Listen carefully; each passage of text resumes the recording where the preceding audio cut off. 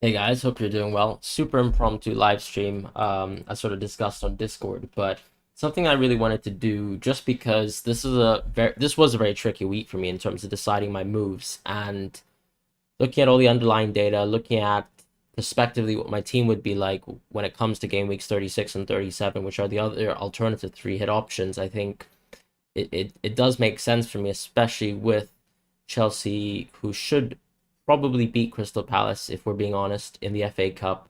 That should, for me, settle me down with a game week 37 free hit. And that's sort of why I've backtracked a little bit from the idea of going for a game week 33 free hit.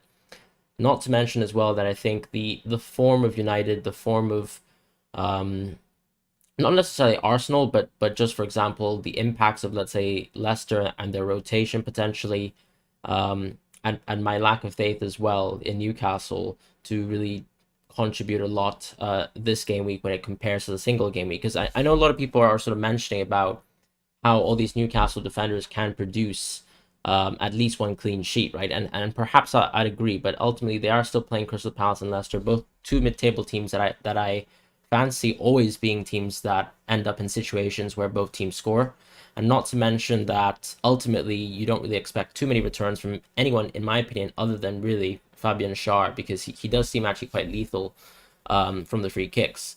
As far as that, though, you have players like James, Van Dijk, Trent, and Cancelo in my team right now that I'm looking at with a single game week where I think they all have great chances to score a clean sheet, with the exception of James.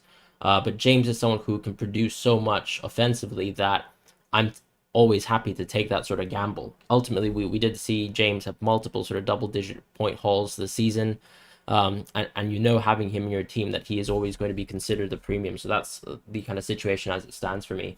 Hey, Henry, hope you're doing well. Really nice to see you around. Hey, Rio, good evening. This is a nice little kind of stream time, I imagine, for um, some of the people maybe in Asia waking up. At the same time, I think it's just at a weird time where I think since we have a long holiday, I think people might be able to catch the stream as well, or at least maybe follow up in the morning. But as I said, with my own team, I have already gone for the move of Martinelli, and that's simply because I won't be around in the morning. There will be the Arsenal press conference at around 10 a.m., so that's an hour before this sort of deadline of 11. So I'm just really hoping that Martinelli is completely fine. It did appear that he was in training today, so I don't really think there's going to be any substantial fears there. And things shouldn't have changed too much. You'll actually notice as well that Weghorst is someone that I put on my bench. I just really have no faith in Weghorst, and the only two players that I was really contemplating swapping between Weghorst was James and Van Dijk. And the significant thing I think about both James and Van Dijk is that the FA Cup games will happen post deadline, and we won't really know exactly what the results are, nor will we know the lineups of the teams who will be participating in games on that weekend. Chelsea do have a significant amount of time before they have, or after the FA Cup game, so they will be playing on Wednesday, whereas the Liverpool team will have a very short turnaround by contrast, where especially with the overhang, well, actually, they didn't have too much overhand because they didn't really field their sort of first XI versus Benfica. But ultimately, you do have a short turnaround from clearly the City game, which I think took a lot out of both sides. Kevin De Bruyne was a good example of that in the City versus Atletico game, where you could clearly see that he was tired. I don't really think he was injured. I know he's been flagged in FPL, but I really don't think anything's substantially happened to him. I think Pep did see it as an opportunity to rest him because he couldn't really find a way to get involved, especially when City weren't passing very well out of the back and were struggling to actually keep possession of the ball in that game. But here in this Liverpool versus Man United game, you're expecting most of Liverpool to play their starting XI. I think this game is momentous, and every game, as we know, for both City and Liverpool are must-win games towards the end of the season. And I really do expect a good performance from Van Dijk there, where I think they can get a clean sheet, especially versus one of the worst teams right now in the league in terms of chance creation. And when I look at Weghorst, I think the news with Sean Dyche being fired doesn't really amp me up at all. Ultimately, Weghorst is someone who I think fit into Sean Dyche's system. But if you might want to play a slightly more progressive system, one that doesn't necessarily rely on having a kind of focal point or target man, I'm not really sure Weghorst might even be selected to start the first game. I think you could find other attributes in other players in Burnley recently. And when I look at the underlying statistics of Weghorst, I mean, his expected goals per 90 minutes is 0.15. I can't speak about how poor that really is for a player.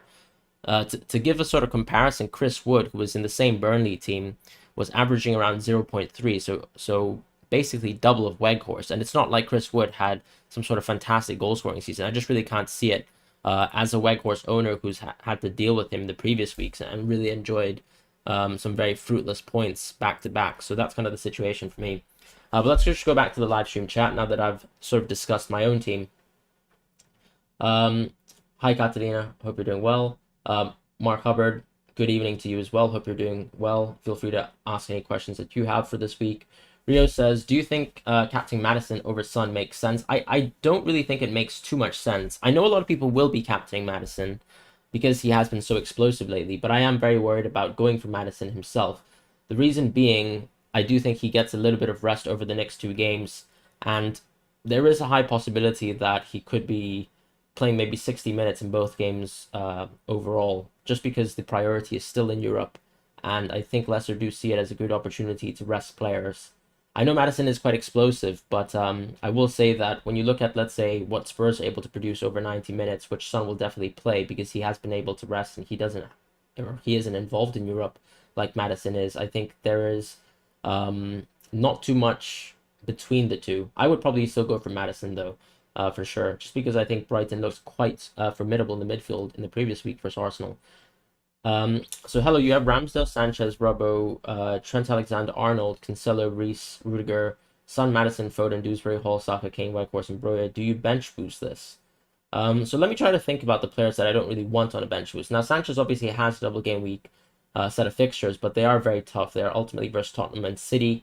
Hard to actually see Sanchez getting a good amount of points versus those 2 teams, but ironically, I think when Man City did actually batter Brighton, Sanchez for some reason managed to manipulate a bunch of bonus points in that game and also get a lot of save points. So I do think it is worthwhile to consider the bench boost there, because the weakest players in this week, I would arguably say, are probably going to be Weghorst and Dewsbury Hall, and maybe, let's say, Foden potentially, just because I could see it as an opportunity for Foden to get rested too.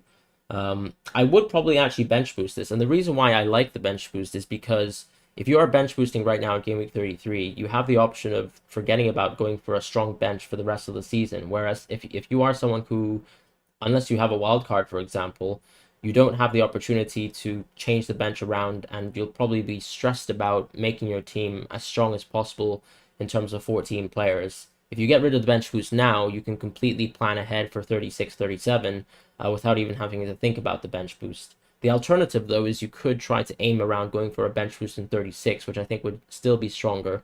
You have enough time transfer-wise to think about adjusting your team there, but I'd probably skip out on that myself. Jeppe says, should I play the wild card? I don't think so. I don't think this is a great week for the wild card, and there's 2 reasons for that. You have a little bit of uncertainty with Game Week 34 and what's going to happen there, because you don't know whether or not Chelsea would have actually beaten Crystal Palace, and that can change your wildcard substantially. You could, for example, let's say, encounter a situation where Chelsea lose to Crystal Palace tomorrow, post-deadline, and your wildcard could have been set around Chelsea having the double game week in 34, and if they miss that double game week in 34, that could hamper your wildcard plans. I think a wildcard in Game Week 34 itself makes a lot more sense. 35 is also another good option because, let's say if you've gone for a short-term temporary transfer this week, going into United players such as Bruno or even Ronaldo, you could actually just wait until 35 because your sort of dead ending of the Man United players would only end at 34 plus if Chelsea beat Crystal Palace. But once again, I think this is not the week to wildcard. And yeah, I know you have Kane or Ronaldo on a free hit. I honestly would say both, but I would prefer Ronaldo on the free hit just because of the Norwich game. As I said, if you aren't looking for the bench boost, which I actually think you should look at the bench boost because it does really help your team selection and sort of making a formidable 11, you could probably just want to bench Dewsbury Hall, Weghorst, and another player, probably Rudiger, just because I think Arsenal could have a strong shot of scoring in that game. Rafinha to Maddison, Tech XEO says, Rafinha to Maddison or Doherty to Schär/Telej.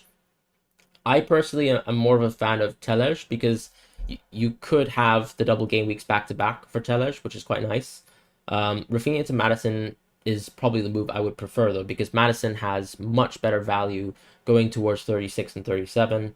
Max Bosley says, "Hi, May, Captain Madison or Kane? I'd probably go for Madison, I think, just because I think the ceiling for Spurs might not be as high as we expect, even though they have been very explosive lately.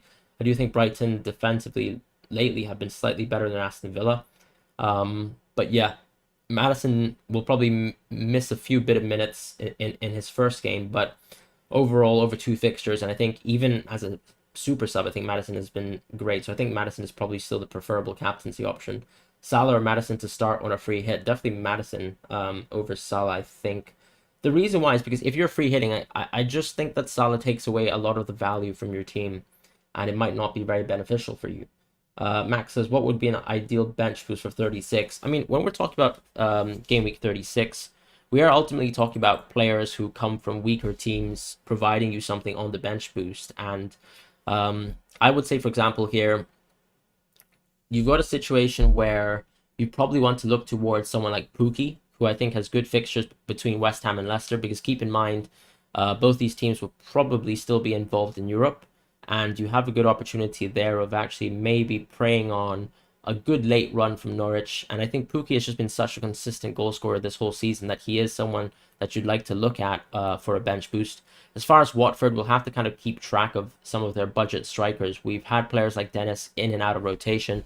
Dennis has sort of found his way towards the bench, and that's a very worrisome sign because it could mean that the exact same could happen to players who are now starting, such as João Pedro and Cucho. But we could stay tracked with, let's say, Watford's progress and how they're able to develop with Roy Hodgson towards the end of the season. Once again, you're looking at these relegation contenders, and it could be the case that maybe by this point, teams like Norwich and Watford would be relegated. But I will say that doesn't really change for me the expected ceiling of a budget forward, because when we look at last season when West Brom was relegated, we did see them absolutely explode against Chelsea in a 5-2 game. So I think it's the kind of narrative that people have where all these relegated teams will completely falter and crumple, I think is somewhat untrue. I know it did happen to Sheffield in last year, but they still had a little bit of fight back after relegation. So those are options for sure. Once again, in terms of the Leicester players, if you are looking towards building a team that maybe incorporates someone like a Harry Kane, right, or a top forward around this time, you could still have someone like Dewsbury Hall, who would be an interesting kind of bench boost piece because he's so cheap, and he's another Leicester player who plays. I don't really like the Aston Villa double here. Much prefer the Leicester double. They're playing Norwich simply and Everton. I think you probably want to have 3 Leicester players in this week. Specifically, and that's pretty much what I would say are good bench boost players. Obviously, we have Mateta, who could be an option around that time, but that's sort of how I feel about the situation. Already made my moves. Schär in for Doherty, Kulusevski for Ramsey, and Mateta for Weghorst. Would you captain Saka instead of a good single game week player? I actually would captain Saka over a good single game week player, and the reason why is because I think Saka is the most nailed Arsenal attacker. And I do expect him to get maybe around 170 minutes of play at the very minimum. We've seen, for example, that Nicolas Pepe used to be a sort of rotation sub for Saka, but recently we've seen the opposite. We've seen Pepe come in and Saka moving into the left, which is why I really like Saka as a captaincy shout this week. I think he's very, very sensible. As far as the moves towards Schär for Doherty, Kulusevski for Ramsey, I like the single game week moves. I think that does set you up in terms of at least Kulusevski and Mateta, because I think the Spurs team have been in great form, and Mateta provides a lot in terms of him being maybe preferable towards some of the weaker forward options, such as a Weghorst.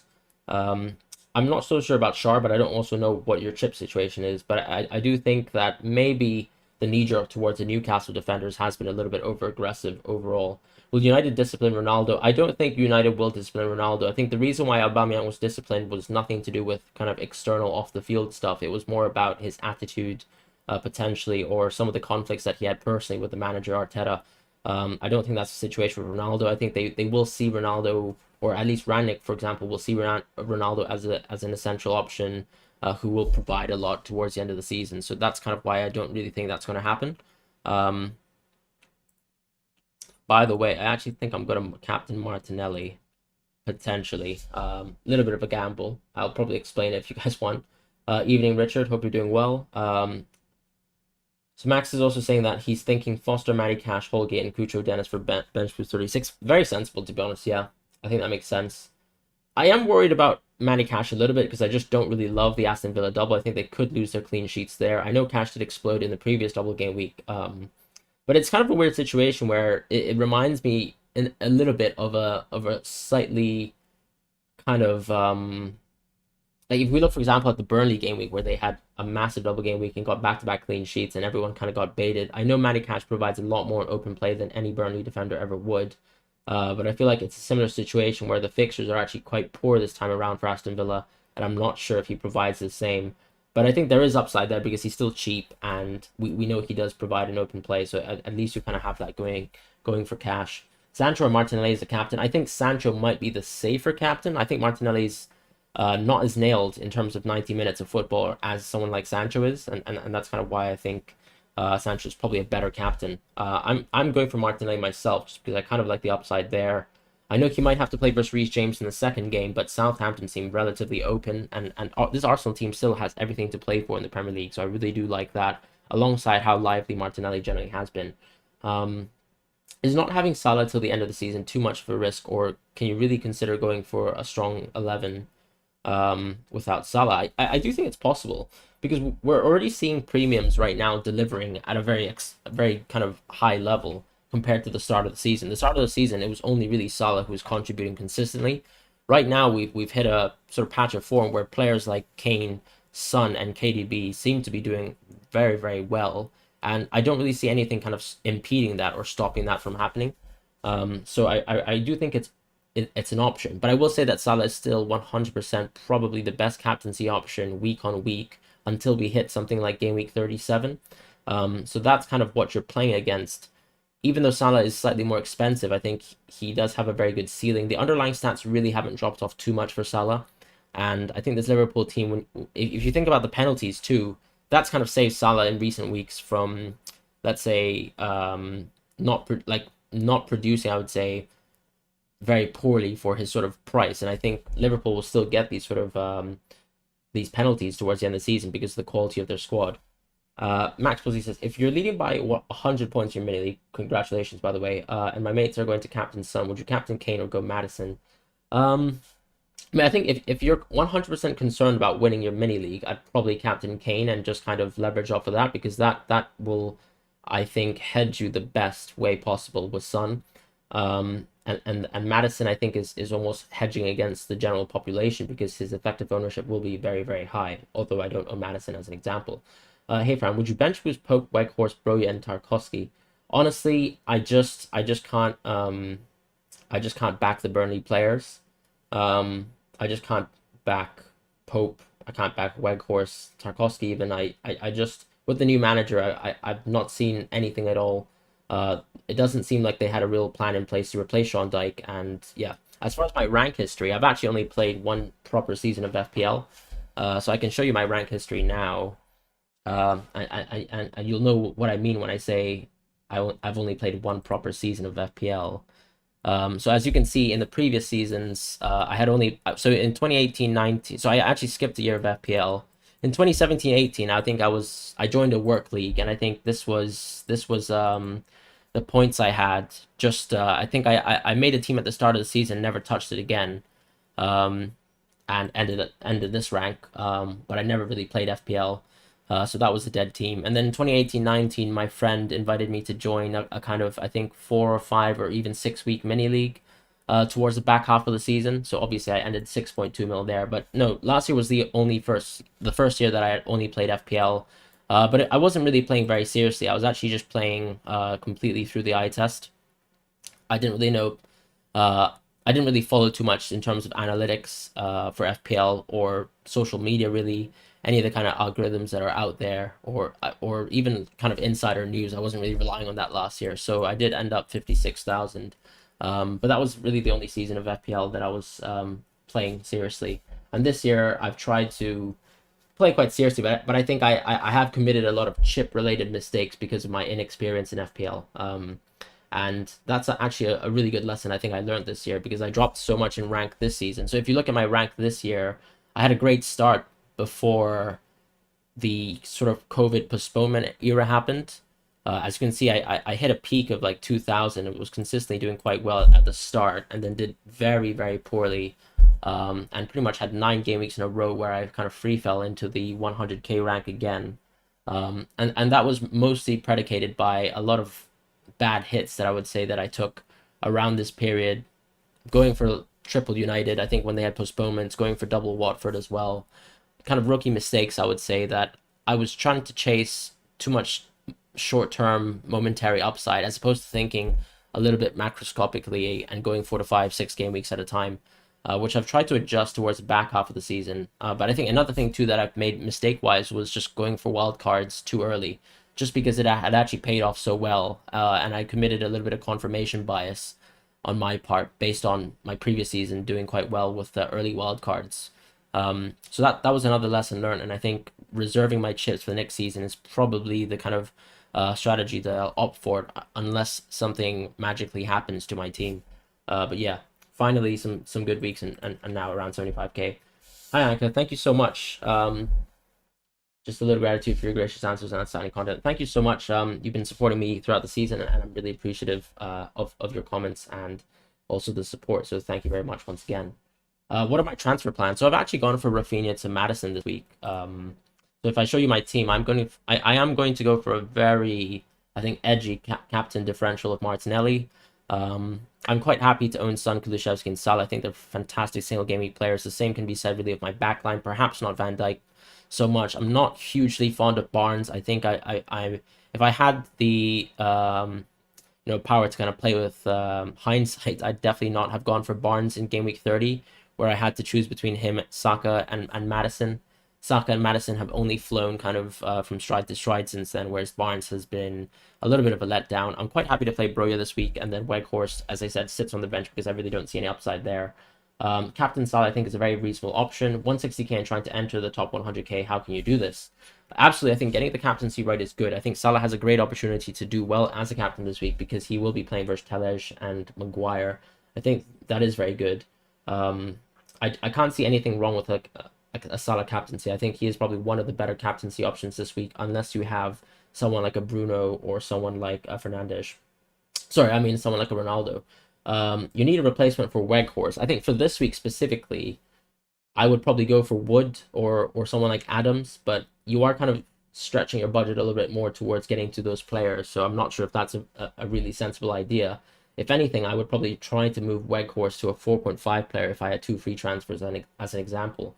Would I take any Liverpool players on a free hit? Realistically, only Salah probably if you're so worried about his performance versus United. Would you go ASM this week and Mount next week, or go Wood this week and Havertz next week instead? I actually prefer ASM this week and then Mount next week. I think both of them have higher upside than Wood and Havertz. Havertz has actually looked very, very good recently, but I think Mount has found quite a bit of a free role playing alongside Timo Werner. I think that Timo Werner actually does unlock Mount in a strange way, and that system really does benefit, this sort of Lukaku-less system does benefit Mount quite a bit. Am I going to do a deadline stream too? Unfortunately not, J-Wavy. I will be actually playing in a 5-a-side football match around that time. Captaincy is doing my head in.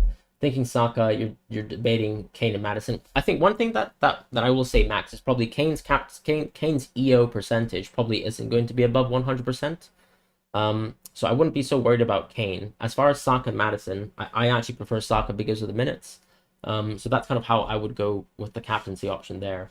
Cancelo and Dewsbury Hall or Justin and Maddison, I definitely like Cancelo and Dewsbury Hall more. The reason why is because I think Cancelo has just much more permanent locked on minutes. The upside is there because of the Walker injury, and I don't know about Justin's ability to play week on week. How do you get the away kits on your FPL team? Is this an option on the FPL site? I think it's actually an extension on Google Chrome. So if you can kind of search FPL away team extension, you probably will find it. Henry, member for 5 months. Thank you, President. Do you think you could do a free hit 37 draft at some point? Also, when you're free, can you check Twitter? Absolutely. I'll be checking Twitter in a few seconds, Henry. And once again, thank you so much for being a member for 5 months. Yep, it's a Chrome extension. That's correct. So my move is Rafinha to Maddison. I don't have either in my team. No, my move is Rafinha to Martinelli. Great stream, Fran. Would you buy any United players? I think if I was free hitting, yes. If I was not free hitting, I might consider moving Son to Fernandes. Just because there is a high probability that, so if we talk probabilities, right? We have potentially Bruno, who could be playing game week 34 versus Chelsea as well in a double game week. Because basically what's happened is if Chelsea beat Crystal Palace tomorrow in the FA Cup game, which we won't know the result for, um, that will actually create a double game week in 34 for Chelsea, which means that they will be playing United.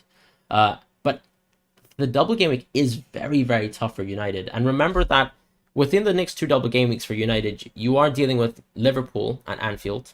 You're dealing with Arsenal at home. And I think Arsenal have really been a bogey team of Man United, at least in the last 2 years. I think this United team has very much struggled to play versus Arteta's sides. One thing, of course, is the benefit of the Arsenal injuries that could help United quite a bit, because there is individual quality there with United always. And perhaps I would say a slight lack of it with the Arsenal team suffering so much from depth issues. However, I think Chelsea will be quite a big task for this United team as well. So when I kind of put all of these things into perspective, I would say I'm not hugely fond of moving away from someone who's so informed like Son, who can actually score, I mean, 21 points in a game week, and then before that 12 and 15, to go for Bruno, who just hasn't been extremely exciting. I mean, if we just do a silly little exercise, right, of just looking at Fernandes, and then adding up his last, let's say, 6 games. So he got 12, 3, 2, 5, and 2. I mean, we already know that clearly Son can outmatch Bruno in 2 weeks compared to Bruno's 4 games. And we know Bruno's games are going to be very, very tough. So I can't see myself personally going for United players myself. I think Alex Telles might be interesting. But once again, with those sort of fixtures in mind, I don't really know how you can justify going for United players if you're not free hitting. I just don't really have the stomach for it. Especially just because Spurs are in such great form. And realistically, the only week where you might want to drop Spurs is 36. But ultimately, with their form, and I think if you are, let's say, going towards Spurs players who are like the attackers, you're not really worried about Liverpool and Arsenal, because I think you think that if you look at, let's say, the Kane game, for example, versus City, if he can score versus City, and for example, him and Son themselves also were able to score previously versus Liverpool, I just think that they still are great options in 36. Versus Arsenal, we always see the North London derbies being quite high scoring. I think Arsenal has had a slight better than recently, but you can still see, I think, even in the previous game, which was managed by Nuno, who clearly is not Conte, by the way, Son was still able to score in that game. So I think Kane also has a great North London derby record. I really have no issues with keeping Son and Kulusevski and Kane towards the end of the season. That's just kind of my personal opinion. Thank you. I remember we had the same rank in Game Week 3, and I took a hit to bring Kane and Son early in the season, fell all the way to 500k. Yeah, that's really unfortunate, below. I think I'm not sure if you maybe moved away from players like Salah and etc., but it's definitely, I think, interesting this season to see the impact of how strong the Salah captaincy was early on. I think a lot of people who took risks to move away from the Salah captaincy definitely got hurt by it. To give an example with my rank myself, I lost in this game week specifically in 14. As you can see, I captained Trent in a week where Salah got 15 points. So this was the day where I lost 13 points versus the general population, because Salah's effective ownership probably was something like 99%. And I think, yeah, people who were trying to take these sort of differential gambles, even myself, ironically, I think Trent outperformed Salah in the next 2 weeks, but I think I had so much PTSD from this week that I never really considered going against Salah again until the form suddenly dropped recently. But yeah, I mean, that's the sort of situation you find yourself in, where trying to go too far away from the norm and trying to be cheeky is not worth it, especially with the captaincy.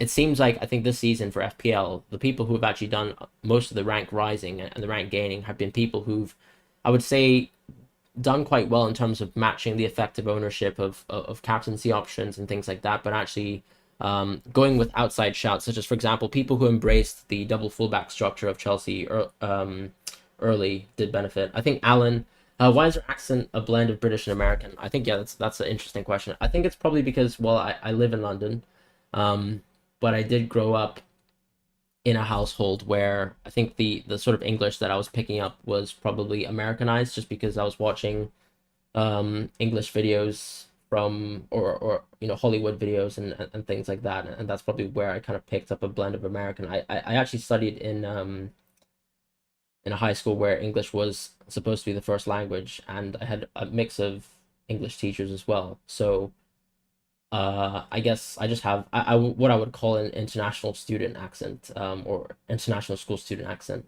which is probably just a blend of every sort of variation of English there is. Do you think they should remove captaincy in this game? Just feels like it's counterintuitive to have a player in your team score points and actually drop rank because of effective ownership.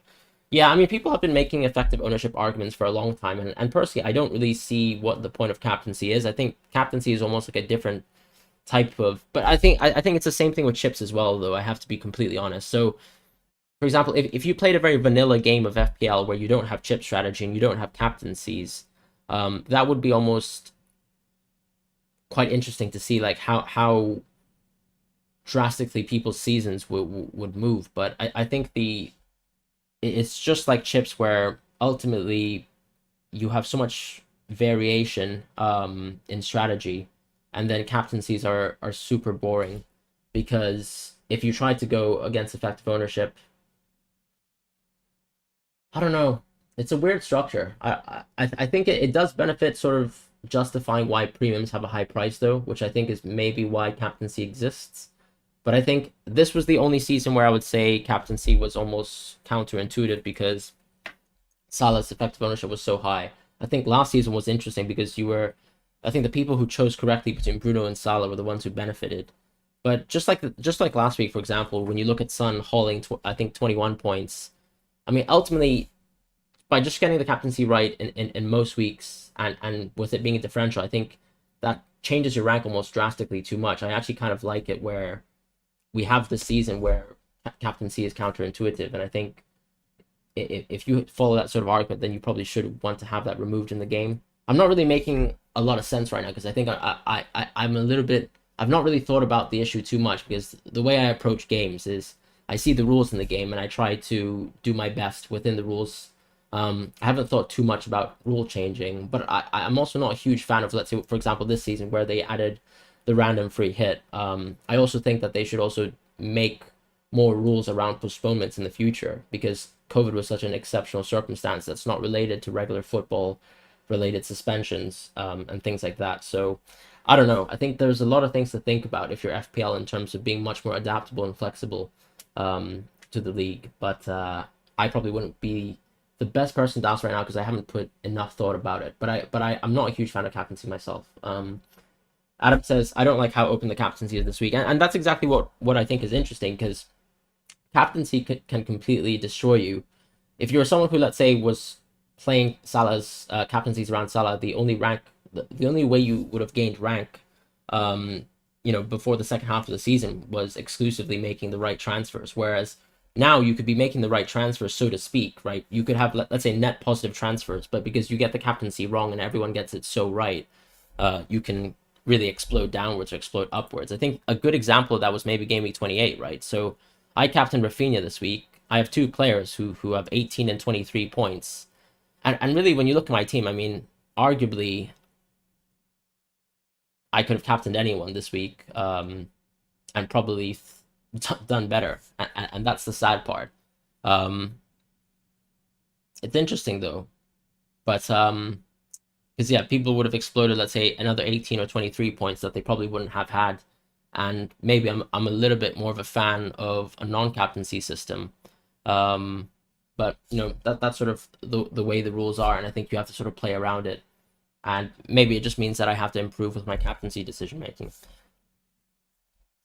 Chris Wood captaincy for this double game week. I'm not a huge fan of Chris Wood. I think Chris Wood is a bit of a differential in of himself, and I think yeah, I think you would probably be better off not captaining Chris Wood. I just don't see the argument with the kind of penalties. That could be split between him and St. Maximum. As far as him in open play, not interested in that whatsoever. I'm just going to respond to Twitter for now. Just responding to some messages. Captain think of switching to Son, though. I think Son's a safe captaincy.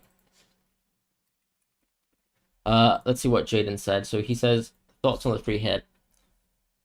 Fernandes and Sancho. That's interesting. So you actually decided to not go for Ronaldo, which I'm a little bit worried about. I think the free hit is a little bit capped because maybe there's a little bit of a lack of Leicester. I do like Adams though for the free hit. Trent and Cancelo, I think that does leverage you quite well against the non-free hitters, but perhaps that's an interesting situation actually. I haven't really thought about a non-Ronaldo draft. How much money do you have in the bank? I think one thing I will say though is let's say if United absolutely stink up the game versus Liverpool and Ronaldo actually plays in that game, he's probably just gonna get 2 points or 1 point, right, in the Liverpool game.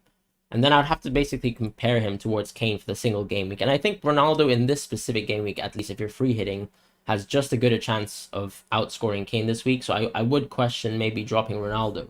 Whereas with Sancho, I would actually say I'm not too fond of Sancho myself. I'd much rather a James Ward-Prowse or Maddison, because I think Maddison actually covers you in terms of the effective ownership of Maddison this week, and I think there is a bit of upside with Maddison just because he has two good fixtures. Where Sancho, even though he's nailed, I mean, is going to have ultimately a bad one. I would actually basically consider that to be a single game week plus 2 points for all United players. That's kind of how I'm envisioning it should be in terms of how you're valuating players for expected points. Maddison for me is someone who can contribute off the bench in both his fixtures, and I think that's why Maddison is someone I think should find his way towards your draft, and perhaps Ronaldo should have some more consideration. And if you have more money towards, let's say, putting players in, and maybe you don't want to go for three forwards as an example, you could obviously just go for James Ward-Prowse as well. I just think that this is a little bit of a timid draft in terms of you have 4 single game week players, and I feel like I'd much rather lean towards 2 to 3 tops.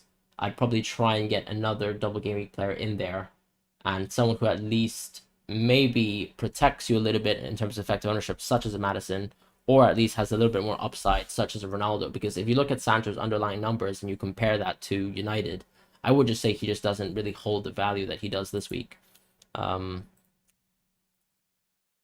So Henry says he still needs to find a way to get Trent and Salah back. That's an interesting point, and that's a fair one. 2.5 million in the bank. Do you think it's worth making a -4 to start over Dennis? Maybe take out Johnny, Cody, or Dennis. I want to keep Rafinha until Crystal Palace. That's an interesting shout as far as Rafinha. I think given the fact that you are covered by Saka, Maddison, Barnes, and you have Son and Kane, I think you're in a good spot. One thing I will say, though, is I think I would be quite happy as a Son and Kane owner to not really go back into Salah immediately. I don't think... Yes, the 2 games in terms of Everton and United are probably going to be quite explosive for him, because we know the Everton defense is very poor at times, and I know Salah will 100% play in the derby. As far as United as well, I think just because of the stakes of the fixture and him always elevating himself in these big games, I think Salah does seem like a bit of a fear. Since you have Robertson, though, I think I wouldn't be so worried about going into Trent immediately. I think I would much rather go towards Chelsea players and think about replacing players like Rafinha, Johnny, and Cody into them. And maybe even dropping potentially Barnes in the future. But that's up to you. I think if I was looking at this team, I think I would try to make... I would probably actually try to replace Dennis, because I think he is coming off the bench, and there should be enough upside in some of the other players who play this week. You could even go for an option that maybe sets you up for 36. Maybe just going for something like Mateta this week will give you a little bit of breathing room in terms of the budgeting that you'd like to have, and could benefit you as well when it comes to game week 36 too, because Crystal Palace are probably more interesting to kind of pick from in terms of a selection of a player. But yeah, I think you could also look at this game, since you've actually made the Laporte move already. You could also envision this game week as being one where you are playing a bit more passively, maybe accepting a red arrow, unfortunately, and then thinking towards the upside of going for Chelsea players. Because one thing that I think that was really well raised as a point in the FPL Wire podcast was the importance of actually looking at the double game week 34 for Chelsea, and making sure that your moves in 33 actually have that in mind. So let's say if I look at my team now, I've got a little bit more money in the bank because I moved from Rafinha to Martinelli. Even though Rafinha is such an interesting option, I just think that his ceiling isn't too high, just because the actual quality of his teammates isn't great. And I think the same can be said with Barnes for the reverse. He just doesn't seem to be performing as well as he should in a Leicester team that, in my opinion, should be comfortably the top of the mid-table, I would say. And I probably might want to move and, let's say, upgrade Barnes in the future. And clearly I can do that when they don't have a double game week in 34 by moving someone like Barnes into a mount immediately. So that's kind of what I have in mind as a plan, roughly, and why I've gone for that. So that could be my single transfer for next week. If I was really fully invested into Chelsea, I might even go for a gamble of going for a -4 towards going for someone like a Marcos Alonso too. But ultimately, the second double game week fixture is Man United. I do think United could score versus Chelsea this week. And West Ham still is going to be a little bit of a tough game where you always have the opportunity to West Ham breaking the kind of clean sheet. I could also try to reduce as much money as possible. I think Dennis is hoarding a lot of money in my team, Weghorst as well. I mean, ultimately Sanchez too, because I don't really see myself playing Sanchez anytime over Ramsdale. There just isn't any good fixtures where I would really play him, except for maybe the Southampton game next week. But yeah, that's sort of the situation, I think, as it stands. I think you guys have to be looking at Chelsea players immediately, because it's probably going to be a 75% chance that Chelsea go through versus Crystal Palace, and that's kind of why you have to think about game week 33 too. Because let's say you invest into a United player or an Arsenal player, I think the upside just isn't that high when you head towards the fixtures between 36 and 37, especially if you have a 3 hit in mind, where you could probably just play around that, right, as a Chelsea player. Because if Chelsea lose the double game week here and you free hit in 37, then you can kind of make plans around that. But once again, it also depends on your free hit 33 plan. So if you free hit on 33, then maybe you wouldn't be so invested into going for Chelsea. It's completely up to you guys and how you want to play for that.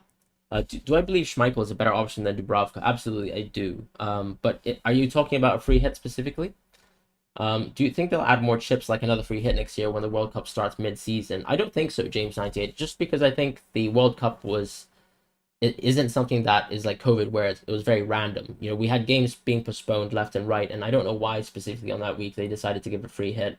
I also think the free hit didn't even really benefit the players who were affected the most this season. So, for example, if let's say you were one of the owners who somehow managed, like, there were specific weeks, right, where teams might, or players might have had 5 players postponed or 6 players in postponed games, and then some managers who benefited a lot better with 1 or 2 postponed players, and the free hit doesn't really benefit the players who were hurt the most by the random postponements. And I think that's why I was a little bit upset at that stage of the season to see why the free hit was given out. I don't really see what the logic was.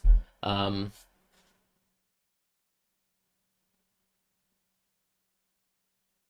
a free hit, who would I drop? Sultan Knight says, who would I drop out of Bruno, Ronaldo, Kane, or Salah? I'd probably drop Kane, to be honest. Captaining Salah in game week 9 and Bowen for the double in game week 21 were 2 big weeks this year.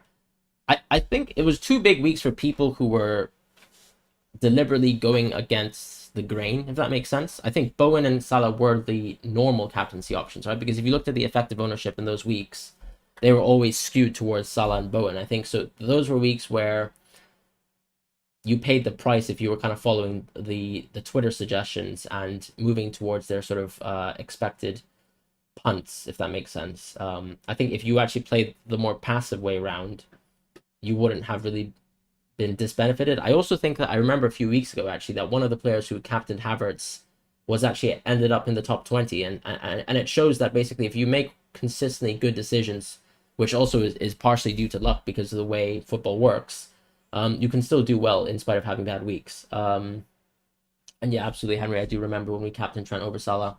It was good for my Twitter likes, but not necessarily my FPL rank. ASM more explosive than Wood. Absolutely agree. Got to run, Adam. Yep. Hope you're taking care. I'll probably catch you sometime in the private chat in the future. Start Reguilon or Weghorst. I'd probably actually start Reguilon. Should we ignore Son and move on with other targets like Havertz? I think you could do that. But I'd probably advise not doing so. Like I think you should still aim to have one of Son or Kane towards the end of the season, and then you can actually look to add players like Havertz or Mount. That should be your kind of double premium structure where if you, let's say you're a Salah owner still, you should still have one or Son or Kane, and you should still have the flexibility if you, let's say, downgrade some of the forwards or downgrade some of your bench into weaker options if you don't have a bench boost, so that you can actually afford a Chelsea player like Havertz or Mount. You want to play your bench boost in game week 36, Mark, and free hit in game week 37. Yeah, very logical kind of set of play. thinking if Salah is benched or scores low, you might switch to Chelsea instead of Liverpool next week. That's actually an interesting shout. I will say that obviously it's kind of worrisome thinking about switching out of Salah when they play Everton, because I think he always does well in those games. But why a Chelsea defender over a City defender? Just because of the double game weeks in 34. I think they'll probably give us unlimited transfers the first game week after the World Cup. You guys think so? Do you guys think it? Well, you think the reason for that is just because there might be a lot of injury impacts that were unexpected, Tech Exio? Because I feel like not too many players really get injured in the World Cup, and I can't see the reason why. Slyman, haven't seen you in a while. Hope you're doing well. Is it worth getting rid of Lacazette? I think just based on the news, probably yes. But it really depends who you're moving Lacazette to, because there aren't really great comparable forwards, and he could very well play the second fixture this week. So I'd probably actually lean towards saying no. I'd probably replace Lacazette in the subsequent week. Double United attack Bruno and CR7 or Salah and Bruno. I'd probably go for this week only. I'd say Bruno and CR7. Do I think okay, if I had to put minutes on Madison, how much would I say? I'd say he probably plays 140 minutes, which is actually a fair bit, and I think he can score from those, and he can score quite well. For a free hit, yeah, I think I'd go with the double United attack. What game week will the World Cups go between? I haven't actually looked at that yet, Henry. Haven't future planned that much. I'm just gonna quickly look at Twitter. Should you be free hitting? Also need a plan when to bench boost. Interesting. So this player already has Havertz, which is really, really, really nice. Turning, of course, not an option. Shar's great this week. James is great this week. I'd still say. I'd say happy to play Van Dijk. Ramsdale's great. Saka's great. Kulishevsky's great. Barnes is all right. Salah is great. Havertz also a little bit iffy, I would say, because it's Arsenal. Weghorst, Broja. Not a huge fan of Weghorst, but I'd still say.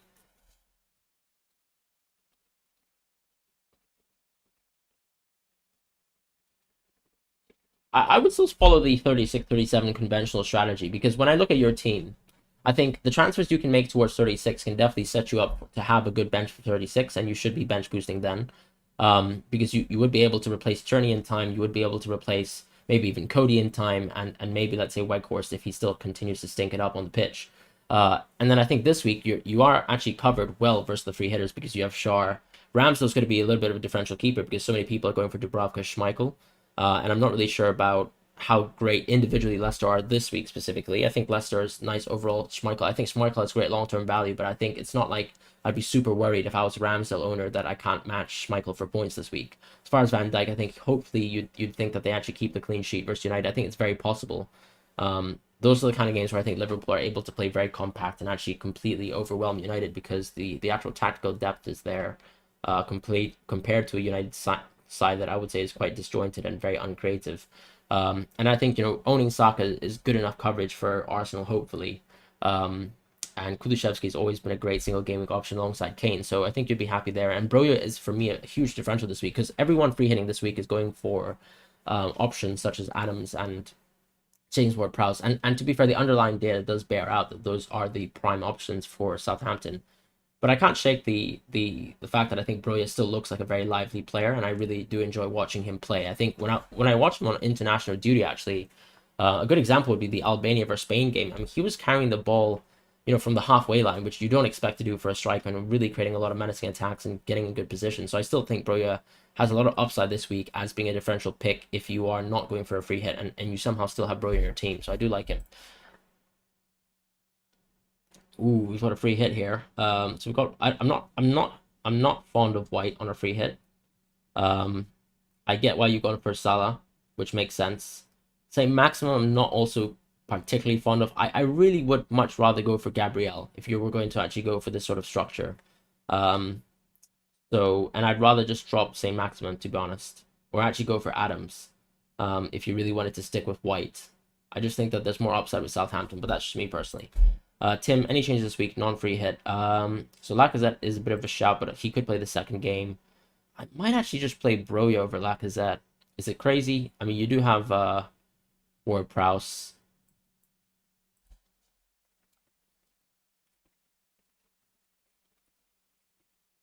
I wouldn't necessarily consider maybe Dawson. I mean, yeah, I think Burnley could struggle with a new manager, so it does kind of suck to see Rudiger on the bench, but I think that's fair enough.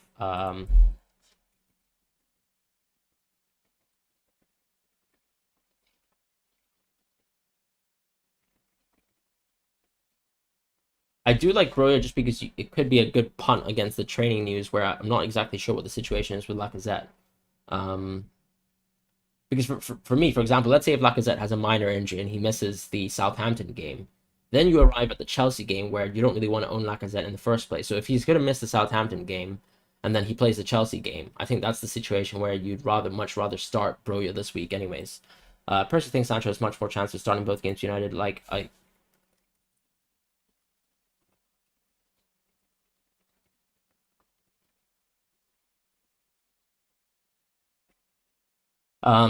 with United, I like to play a higher line against bigger teams where we normally see Ronaldo drop out, Bruno going into the ninth spot, and the thing on Madison or any lesser minutes, I really don't see them starting both games.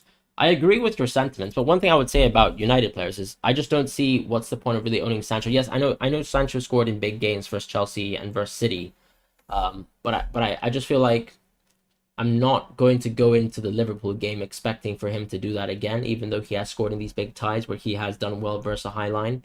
Um, I just think that the way you strategize is Ronaldo, and to be fair, that's totally fine going with Sancho. Like that's your personal opinion, and I always would recommend people to trust their gut. So that's totally fine that we have a difference of opinion. I just think that if I was to bring in United players for this free hit, I'm kind of envisioning who's going to do the best in the Norwich game, and I think it's going to be Ronaldo because the last time I watched the Norwich game, he had a few chances where I think if he played a little bit more tighter and he was a little bit more efficient, he would have scored in that game. Where they looked okay for chances but were relatively timid. I just think he's the focal point there in a game where if they do well versus Norwich, I think he is the one who benefits. Max says thoughts any changes / captaincy changes. I mean, you could. I think you're all set here. Yeah, I think you're all set.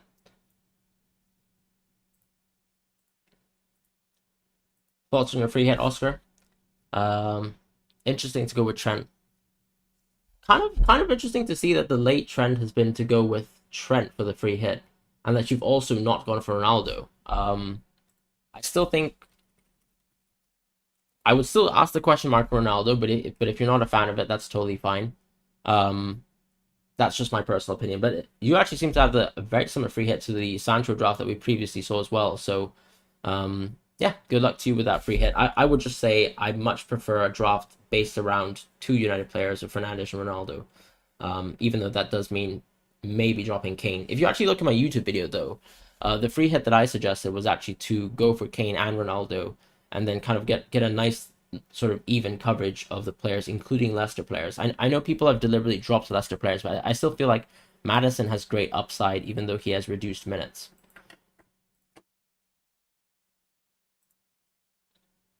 What about captaining Foden against Brighton? Uh,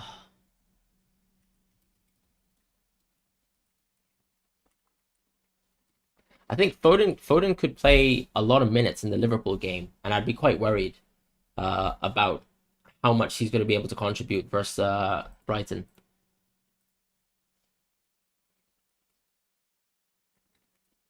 Yeah, I'm gonna captain Martinelli, I think.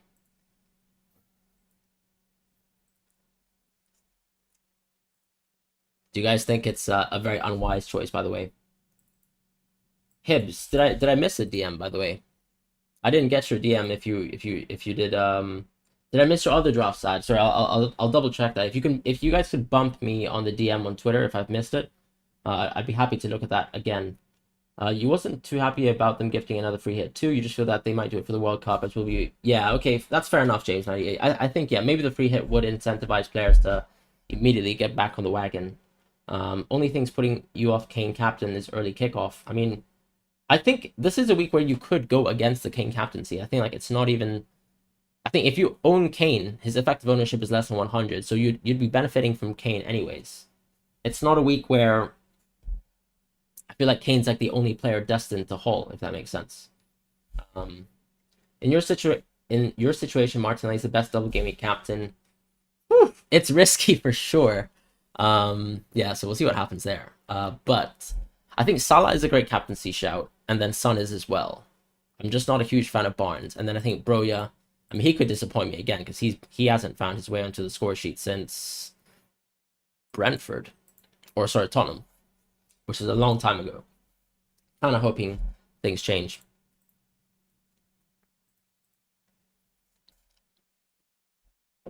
And just having a look at the kind of price delta changes just to see what's happening.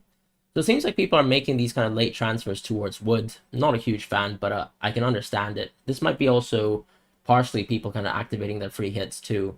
Laporte seems to have been a very conventional move. I would say it's a bit curious because so many people have gone for Cancelo, and I think it makes sense actually. But to go for Laporte this week is a little bit of a strange one because I'd much rather go for a double Chelsea defense because of the upside of the double game weeks that are much more recent, and then maybe look towards getting Laporte a little bit later, if I'm being honest.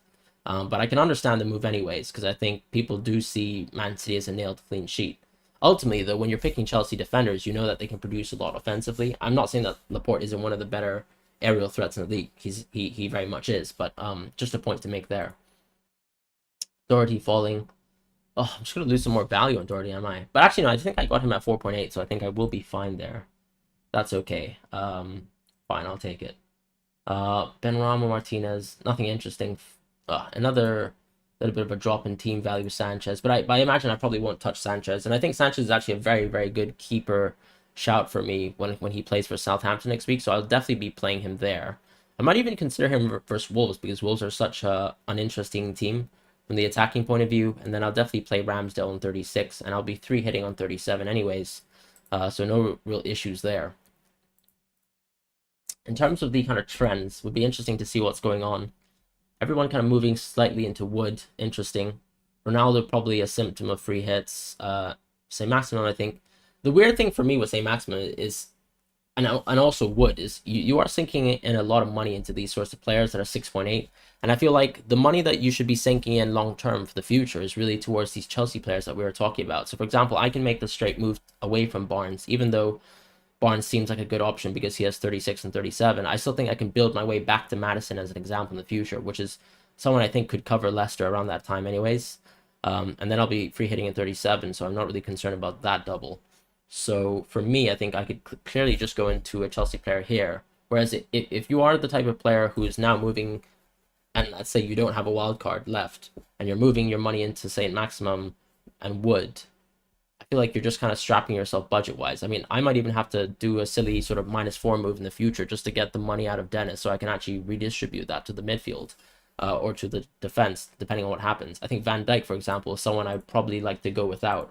If I can kind of last the end of the season and that sort of run with Trent and Salah, and then maybe reduce Van Dijk into someone like maybe even a Marcos Alonso, if I wanted to save even more money, I think he's actually a very interesting gamble. I thought he played exceptionally versus Real Madrid. He somehow ran 15 km in that game, so he clocked the most amount of distance covered. And that's really interesting to me because I think it shows that he's picked his fitness back up, especially after a long run where he found his way out of the team. And we saw basically Southampton completely get capitulated by the Chelsea team that did really well with Werner and Alonso on the left. So that's interesting to me.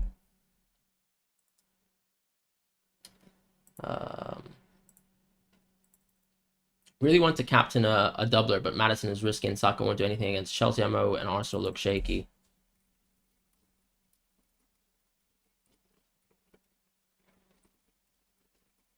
What's this? I'm not really sure what the argument about Arsenal not doing anything versus Chelsea is. I think they had a pretty bad game earlier in the season, but this was remember way before Arsenal picked up form this season from an attacking point of view. And I think if you look at the recent, like this was still a Thomas Tuchel game, right? 26 December 2020. I'm not sure if that's the case, but definitely I think Arsenal have done very well versus Chelsea in my recent memory. So I'm not sure what the argument really is about how Arsenal can't score versus this Chelsea team. My personal opinion, but yeah. Will -4 Dennis or Foster out for a bench boost. Will wildcard 34/35. Thinking Dennis to Wood. If I don't bench boost, who do I bench? Interesting. That's an interesting bench, actually. But then, okay, let's see. I think, so Foster probably loses clean sheet versus Brentford, so the ceiling there is probably going to be 2 points. Kulusevski could contribute, so maybe we're saying something like 5 to 7 points. Laporte could once again get a clean sheet, so that's probably around 12. And then Dennis, I'd probably say, comes off the bench and does nothing, so he probably gets... That could, I think, in theory, be a nice bench boost of 12 points. The problem, though, is that you're starting Weghorst as well, so... When we're saying bench boost, I mean, Weghorst is also another option that I would say is probably destined for next to nothing points wise. Probably a ceiling of 3 points if I'm being kind to him, or 4. Hmm. If you take Dennis or Foster out for a bench boost, thinking Dennis to Wood. If you don't bench boost, who do you bench? What concerns me about... Oh, actually, you do have a wild card in 34, so that's a fair point.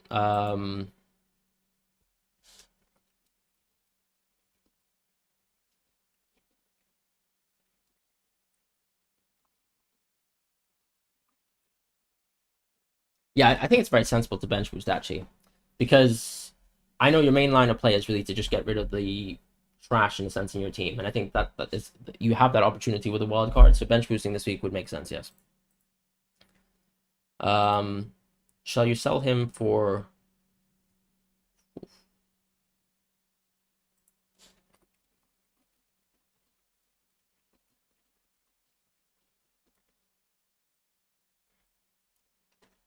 All right, if I just go back to the YouTube chats, all right. So who to captain? Cancelo, Salah, Martinelli, Kane, Havertz. I would probably think between Salah and Salah and Martinelli. Only risk with Martinelli is how Arteta sets up. He has to track back and help. Xhaka / Tavares could be a bummer. I mean, still though, I think if you actually look at the underlying data, still Martinelli is someone who still accumulates probably one of the better XG kind of underlying stats, like on a per 90 basis, even post the Tierney injury. Obviously, sample size is small, but I don't think formation wise much changes. I think Xhaka, for example, deputizes quite well at left back. I think Cody will also drop tonight. That's not great for Cody owners, but I think Cody has served most people very well this season. So it's been nice owning Cody. It's also been nice owning his bench points that I never actually really got to put in my team, but it is what it is. Will, I think, did I respond to your tweet? Sorry, I might have just been responding a little bit later. Which keeper would I start this week? Ramsdale or De Gea? I'd start... I mean, both have a tough second game in terms of keeping the clean sheet. And then De Gea has a very quiet game. Honestly, I might consider De Gea, James. I might just consider De Gea because if, let's say, I had to pick between Gabriel and Alex Telles, I would actually pick Gabriel because I think Gabriel can score both games. But Ramsdale can't score for Arsenal. And if he did, I'd be surprised. But yeah, I think De Gea has a good chance to keep a clean sheet versus Norwich. And then I think you could make a fair argument saying that Arsenal will lose the clean sheet in the second game quite easily, just like United would. So I think De Gea probably has a little bit more upside. And then yeah, once again, of course, De Gea will get more chance of save points. But I think Chelsea will rack a surprisingly high amount of shots versus Chelsea versus Arsenal as well, if we're talking save points. I just think that yeah, the first fixture is probably a little bit more beneficial towards De Gea.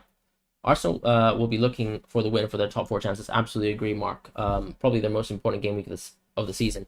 I think so. I think Brighton actually outplayed them quite considerably last week.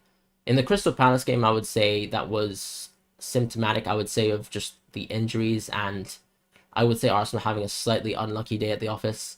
But I think they were completely outplayed by Brighton last week. But this week, they have to absolutely step up, and I think the Southampton team is going to give them an opportunity to do so. So I really do like the upside there of going for an Arsenal player this week, especially as a captaincy option. Saka makes the most sense because he gets these the minutes. Martinelli is someone who, if you guys remember, was trying to recover from a bit of a knock that he suffered, I think, just before the Aston Villa game. So you can see his minutes have been managed. But recently it's kind of picked up again. And I would say he's looked very, very lively. So, for example, in the Crystal Palace game, he came off in the second half and then came on in the second half, sorry. And in the Brighton game, he was someone who played 73 minutes and looked very, very lively. But once again, was subbed off quite early. I still think Martinelli is going to be a great option this week, though. I'm kind of hoping for what happened this week to be reproduced with the West Ham United and Leeds back-to-back there. Kind of hoping that situation happens where he's finally picked up form and his liveliness is kind of converted into effective points. Who should I cap? Honestly, Eddie, I think you should just pick between Salah and Kane this week. Dewsbury Hall plus Broja or Martinelli plus J. Rodriguez. I like Dewsbury Hall. Oof. I mean, I like Martinelli as an isolated option. I'm not sure if I would really care about a forward transfer. I just think Broja and J. Rodriguez, I wouldn't want to bring them in this week. Um, but I do like the Martinelli transfer. I don't know if you can get to Martinelli without making a forward transfer. Let me know what happens there.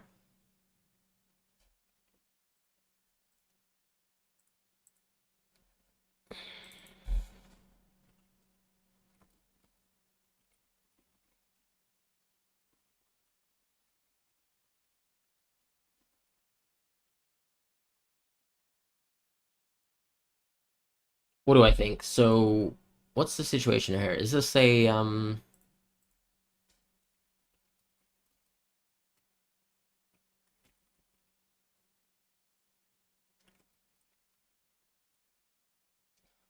Could you kind of give me a little bit more background in terms of the transfers, because I can't tell what the transfers are coming from. Is this? I guess this shouldn't be a wild card, right? So yeah, I'm just not sure.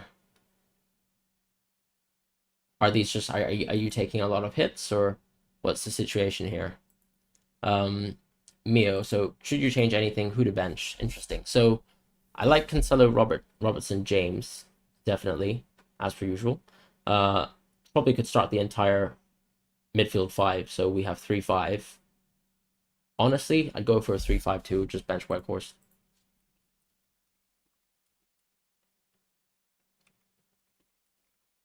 I think you bench Thiago Silva because the upside isn't there compared to James. And for me, I think Robertson could get a clean sheet versus United. I'd wager it's a better chance than Thiago Silva does get it versus Arsenal. Maybe I'm wrong there, but that's my personal opinion. And also, Robertson has the chance of getting attacking returns. Weghorst just probably the most hard to watch player in the Premier League who I've owned in FPL this season. So definitely would love to drop him. And then you play Ramsdale as well.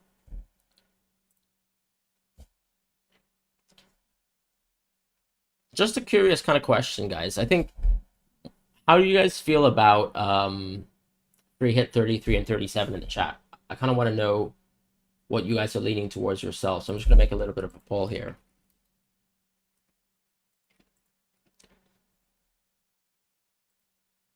Brandon, hey Fran, will there be a deadline stream today? Unfortunately, not, Brandon. I'll be playing a 5-on-5 game today, so I won't be around in the deadline stream. Take care, James. Hope you're doing well. Good luck to you as well. Chat, Salah or Kane captaincy? I'd go with Salah. I would like to have Martinelli, but need to make a forward transfer to get him. You're on free hit, but you already have Bro in your original team. Right, fair enough. Oh, you're on a free hit, but you already have Broya in your original team. Fair. I mean, if you can kind of let me know what your free hit team is, I'd be happy to help you out there. You're leaning to free hitting out triple Spurs in 36, or go KDB over Kane and free hit 37. The one thing I'll say, Will, is I think I know it looks tempting to free hit out Spurs in 36, but are they really bad games on paper if the Spurs attack is very capable of scoring goals? I'm kind of feeling that if you are someone who owns Spurs players, right, you probably think that they could actually score versus most teams, just like they did. And I think the City game is that kind of like quintessential example of that, where, and even earlier on in the season, I would say when Conte was still around and it was one of his first games in charge, they were still very capable of scoring versus Liverpool. So I really do like actually keeping the free hit for 37, because in 36 I still think Spurs have a great chance to score, and ultimately you have so many doubles that I can't see what the massive upside would be that free hitters have over people who own triple Spurs, if that makes sense. Yeah, absolutely, guys. You can please send your sides to me on Twitter, and I'll respond. You'd probably keep Son. Fair enough. Yeah, makes sense. How's this free hit looking? Honestly, pretty fire. Do I love going for White and Telej? Probably not.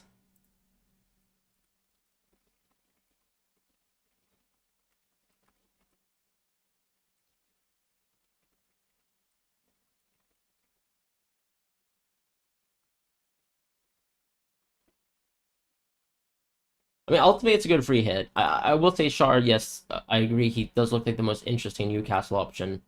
I'm not fond of Telej, I have to be honest. I just don't see the upside at all. okay, you keep a clean sheet versus Norwich. I don't even think he provides any attacking returns. So ultimately, you're dealing with maybe a clean sheet. And then definitely, I think they lose it versus Liverpool. So I haven't seen the upside with Tellers this week at all. This is a player who, I think in 1,200 minutes this season, has only produced 2 assists and hasn't been that active. Could even lose maybe the 2 points versus Liverpool because Liverpool could score 2 goals. White, same sort of situation there where I think the second game is a tough game, and I'd fancy going for Gabriel just because he has the upside of scoring goals in both games. Whereas if Arsenal lose the clean sheet, I mean, owning White is completely kind of gutted. I'd even prefer, let's say, going for Burn over White, but that's just my personal opinion. Um, as far as Saka Madison, maybe the way you make money. I think one thing that's not covered in this team is Southampton, but perhaps you've made a decision that you think Madison with less minutes is going to do better than something like a James Ward-Prowse or Adams, and that's fair enough. I think that's just personal opinion. Same thing with Wood versus Adams, because I know Adams doesn't take penalties, because that's just basically James Ward-Prowse territory. But I don't know if I'm really a huge fan of Wood. I think I can't see them producing too much for Wood, especially with Fraser out as well. I think their open play productivity will maybe drop too. But I think Wood is someone who everyone seems to be tempted to go for this week, and I can't really fault on a free hit. I just think that maybe dropping Ronaldo is a bit of a weird one. Hey, hope you're doing great. You've got 1 free hit left, and you've got bench boost too. Awesome. I think, yeah, this is another situation where because you have 2 free transfers and you've got 2 Chelsea players, you save your free hit for 37.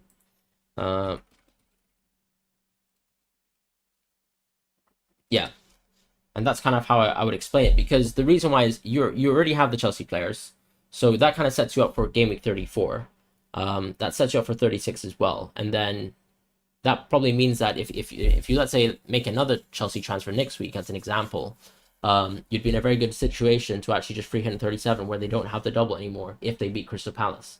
And I think saving your free hit for that likelihood makes sense. I would basically, and that's why I would say, and we look at the chat poll too, it seems like most people actually ended up going for 33 in the end, but I think that's because most people probably on this chat are interested in kind of thinking about different free hit variations this week, so I can kind of understand that. There's probably a little bit of that sort of recency bias there, but very, very neck and neck. And I think, once again, always free hits are team dependent, but I think if you have Chelsea players in your team already, and you've got free transfers in the bank, I think you just save it for later in the season. Not your final team, by the way. So I like the team as it's set out. I think it's reasonable. I might even go for Robertson over.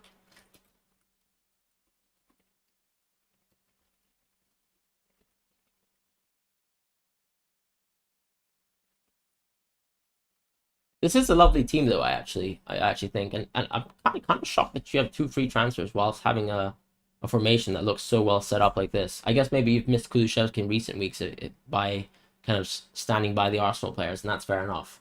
In this situation, I mean, probably you could actually look towards making a short-term move because you have the 2 free transfers. You could just maybe look at spending one of the free transfers so that you still have 2 in the next week. I don't know if you have. I don't know how much money you have in the bank, but I think you. Oh, okay, 0 in the bank, so that's going to be a tough situation there. We are kind of gridlocked a little bit. Hmm. I would maybe like to. I would. I'd actually think about maybe just downgrading Weghorst already, right, into someone like a Mateta. And the reason why I say that is because you still have the 2 free transfers next week. You'd probably play Robertson instead, who I actually would genuinely 100% prefer over Weghorst. And then that puts you in a very good situation because you have a little bit more budget in your team to think about the transfers for the next week. Maybe you can think about, let's say, upgrading one of the Shar or White players into a Chelsea player as well. And that's why maybe even going Weghorst down to a 4.6 is not crazy either. I think that really sets your team up in a nice way where you can actually end up going big at the back, because with 36, 37, we're looking at City players, Chelsea players, Liverpool players. You're going to have good defenders. So I think it could even make sense to maybe price decrease Weghorst into someone who's completely fodder, and that allows you to probably get another Chelsea player in next week, and I would just play Robertson versus United. But that's up to you, though. I mean, otherwise, I'm not sure what other kind of strategy you're looking at here, but that's just my plan in mind, especially looking a little bit more long term. Um, Sorry, so you kind of, yeah, this one or the previous, basically Salah versus Kane. Yeah, I see what you mean. Man, I really think that I'd rather go for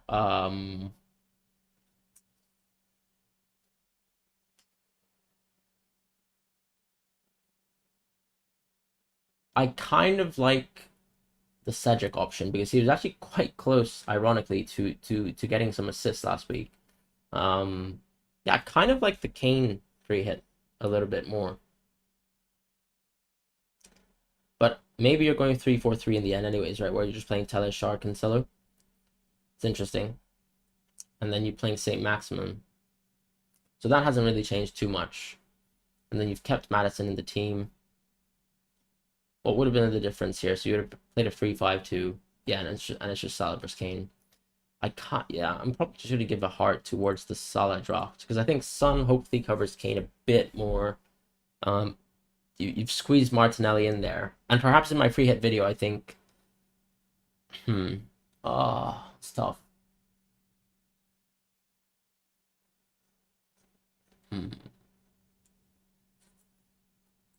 I backtrack on this. I think I go Kane in the end. Who to captain and what can you improve? I think your captaincy is fine. You could go for Saka. Do you play anyone else? I don't think so. To us, if I was a gambling man,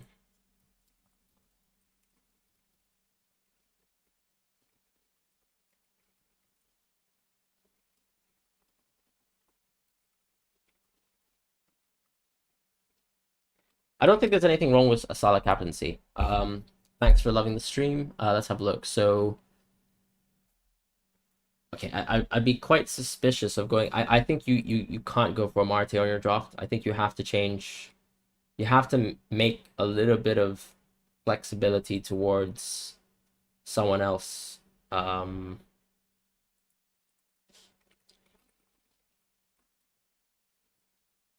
Could you go Cedric over Marte? I'm just wondering because he does give a lot of money, and that would allow you to go Dewsbury Hall as your first bench option.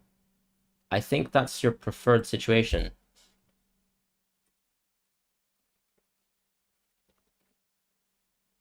Could you not do that? I think that's the only thing I'd really suggest there. Alexa, thank you so much. Can you give me advice on your team / free hit? Posted everything on Discord. Absolutely. Thanks a lot. So let's have a look at your team. You're 100%, you're almost 100% sold on creating this week. Interesting. Have 2 available. Currently have 2 free transfers anyways. But don't you think that you'd kind of lose the value of the 2 free transfers? That's the only thing I'd say. You are planning to wildcard in 34, fair enough. First pick is your current team. Which free hit team should you use if you free hit this week? First one is heavy on 4 premiums, whereas the other one is more balanced. Interesting. So you kind of have free for it drafts. Let's have a look. So the first one, where it includes Broja, I think Broja might be the downside of that draft, potentially. Let's just quickly move to the second one. I also don't really like the Barnes sort of incorporation of that draft, so I'm not a huge fan of that. Or is that kind of your initial team? Sorry, that's your initial team. Okay, that's fair enough. Char. Interesting.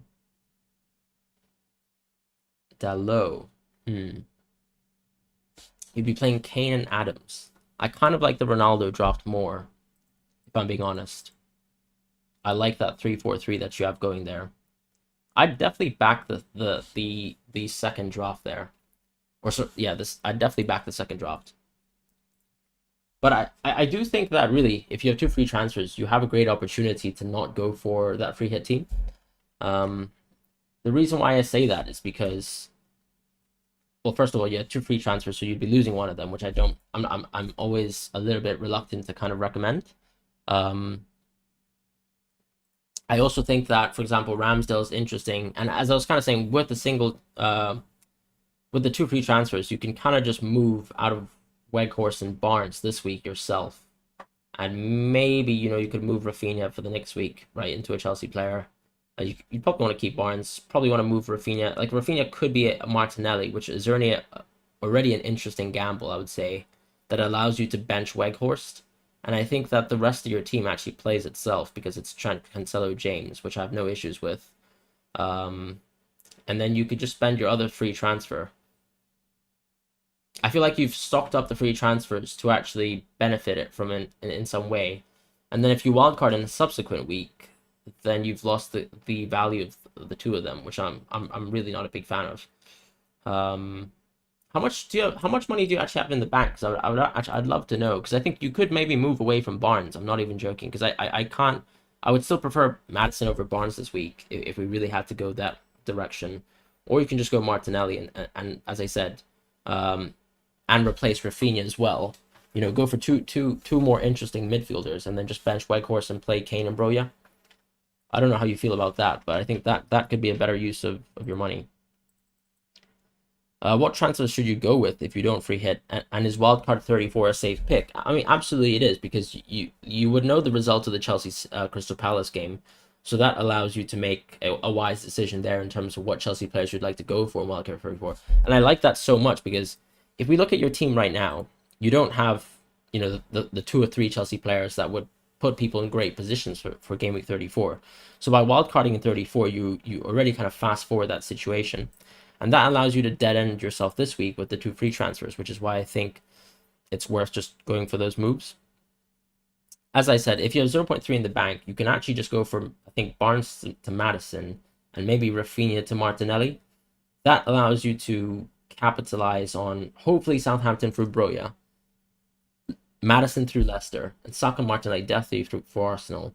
And then you've got the single game week coverage there with Salah and Kane, basically. So I think that those would be your transfers this week, and then you just wildcard in the next week, and I think you're in a great position.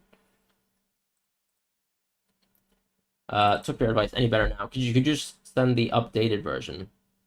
I mean, if you took my advice, I would say it would be better, because that's my opinion. But I would also like you to think about whether you think that makes sense to you. The reason why I say that is because I think Amarty doesn't make sense to start on your team, because it's very likely he could be rotated. Whereas Cedric, because I don't really know what's going to happen with the Tomiyasu situation, it seems like he's not ready to play until May. So probably Tomiyasu makes sense. Oh, Gabriel's actually great. Gabriel's fantastic, now that you've put Gabriel on your team. Yeah, I actually really like your free hit. As I said, I'm not fond of Tellers, but you probably are. Maybe even a United fan. The one thing I would say that sticks out to me with this free hit is that the lack of Bruno. I might actually prefer Bruno over Kane this week. So if you have to make one more decision, that's what I would do. And those are the 2 United players I would absolutely go for in priority to Telles and Sancho.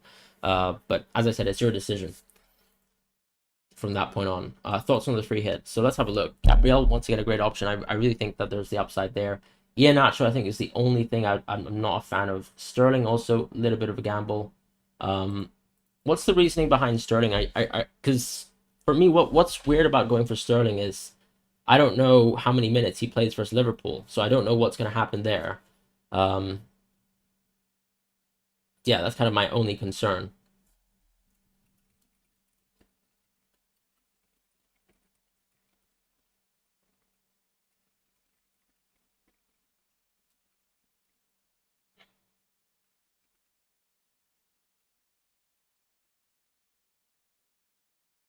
Who's looking like the best captain for this week? I think if we're talking about people on your team, I'd say it's between Saka and Salah.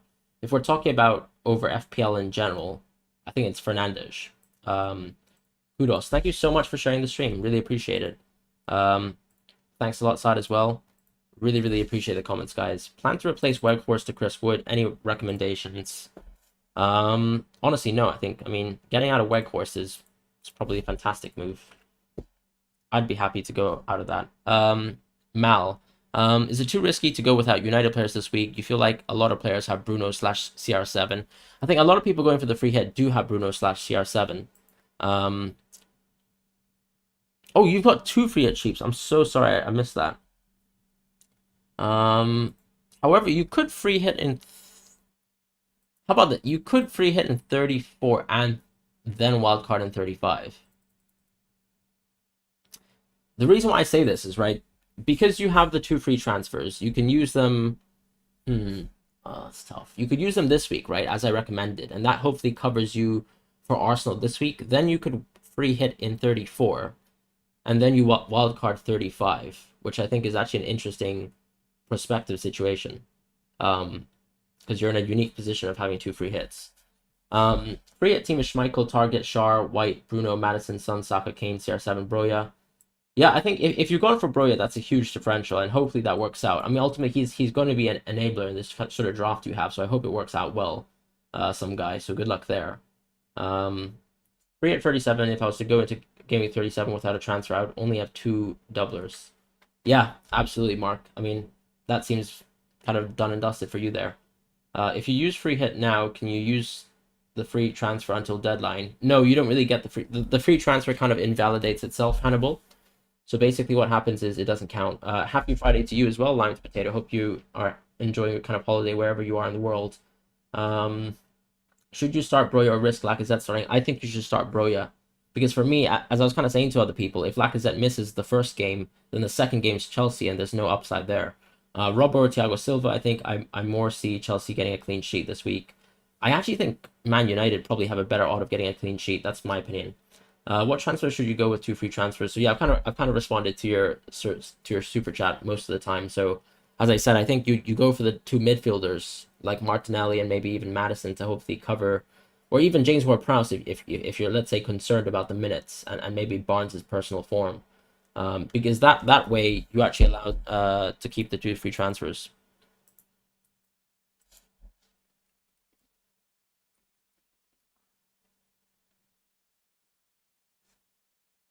So I think if you're free hitting in 34, which is going to be a very unique situation, you're going to be kind of banking around, playing around Chelsea, and then getting, I think, once again, the splice. I mean, just getting basically Salah in. I would actually consider it as a good week to maybe drop Trent, because Everton probably always come quite alive in that game, and that allows you that allows you to go triple Man City as well, and triple Spurs.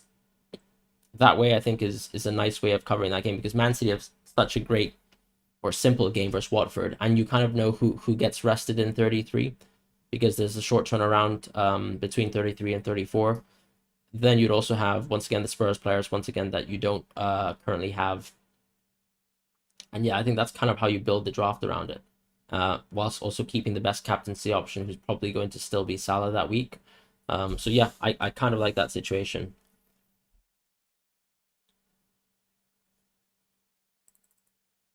So Chelsea triple up, City triple up. Who should you captain if you don't free hit this week? I think you probably look between Saka and Salah for your team this week,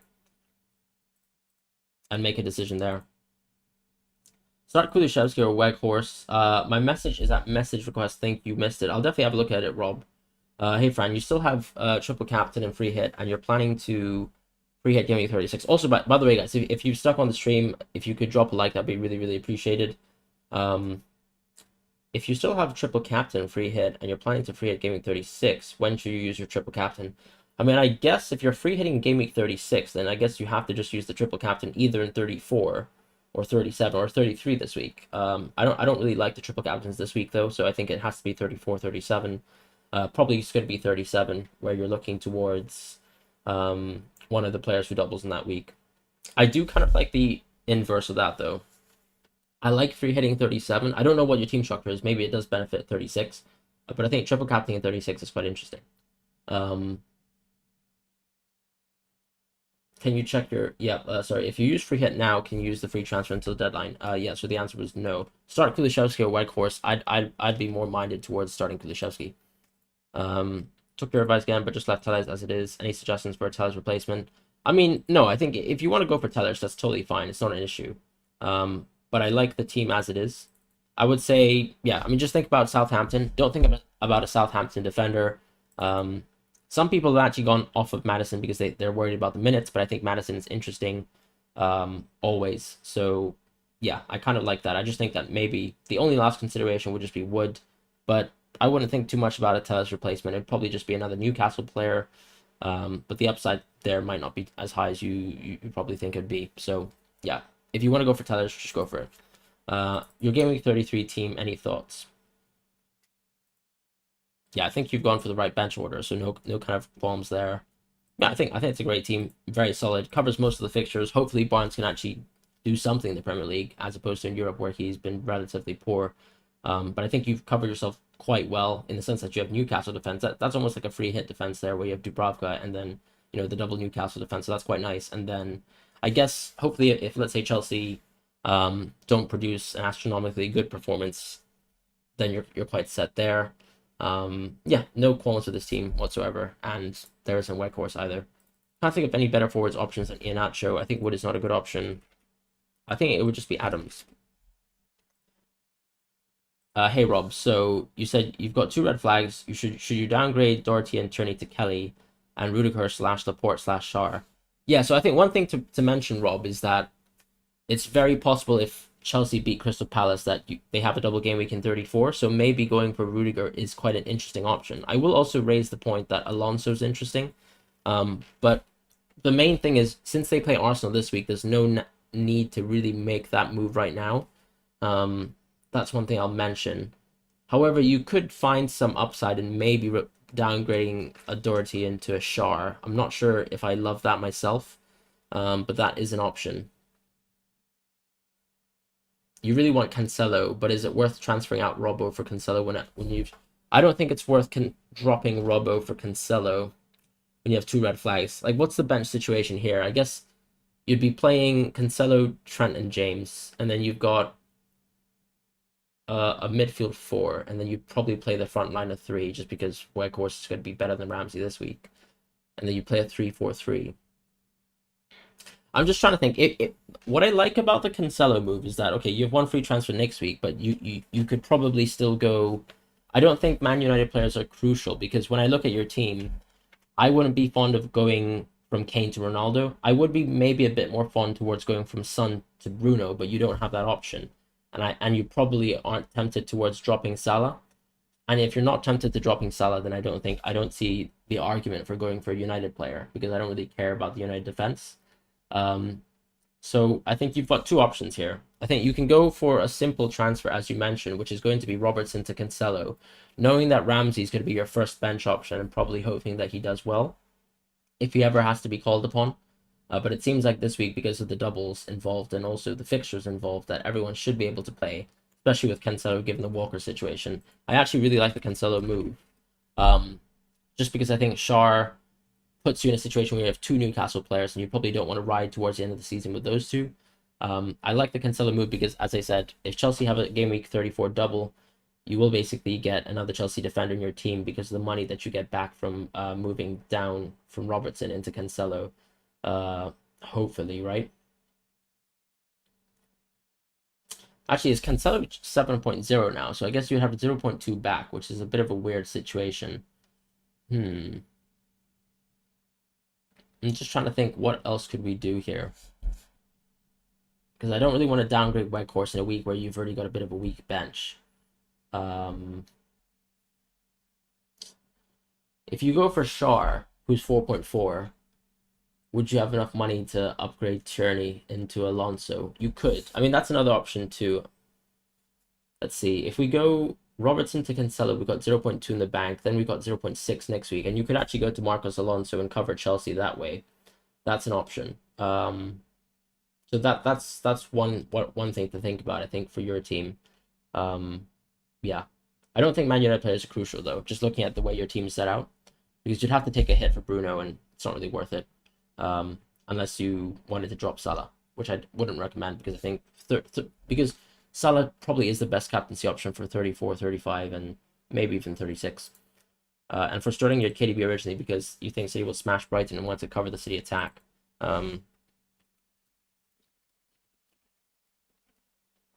Yeah, I mean, it's an interesting thing with Brighton. I do think City are very capable of smashing Brighton. That's a fair point to make. If you want to keep the differential, I think fair enough. Updated a bit. Can't afford Saka to Madison, but you still don't trust them. Yeah, I definitely wouldn't move Saka to Madison. I think, yeah, I agree with you there. All right, let's see. So Omar says, do you start Broya, Trent, or James? You like both of Broya's fixtures. I would probably start Broya. Why is it that Trent or James are actually finding their way towards your bench, though? Um, Another message request. All right, sorry, let's have a look, actually. Not bad. Yeah, I really like this team. I guess Gordon's an interesting one. I'd be very worried about not having a bench, but ultimately, I think most players will play this week, so I think it's fine. And I really like the Tony fixture versus Watford. Actually, that's quite a unique position to be in, and I think you'd stand to benefit there. Um, hey Fran, you have two free transfers, no chips available. What do you think about this -4? What are your thoughts about Sancho? I'm not fond of Sancho as a captaincy option. I'm sorry about that. I really think that if you want to go for a United player, it has to be Fernandes. And I'm really not sure why we're going from Son to Kane here. I just think that move is a bit of a waste of money. That's personally just my opinion.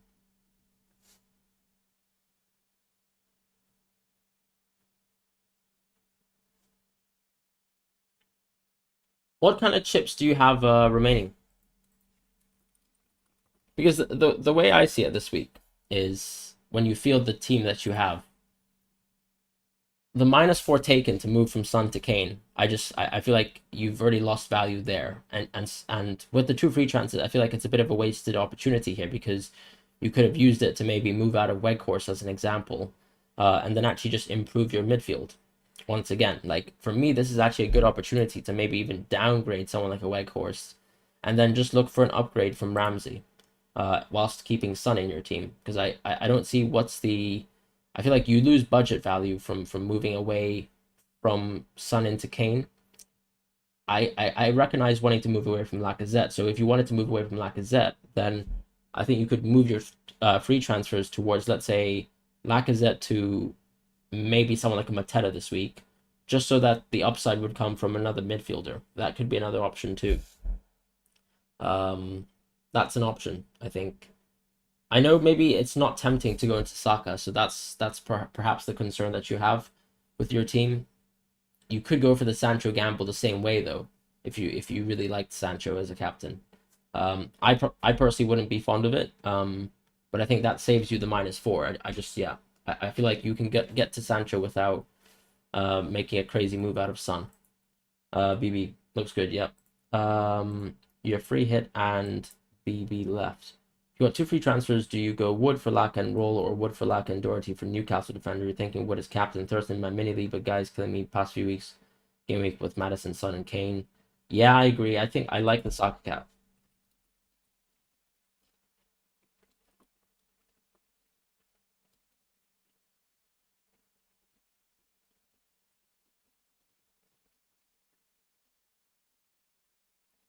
Yeah, I think that's kind of how I'd play the situation because probably you probably eventually need to move Lacazette into Kane and then just drop Robertson into someone who's a little bit cheaper to finance that. Um,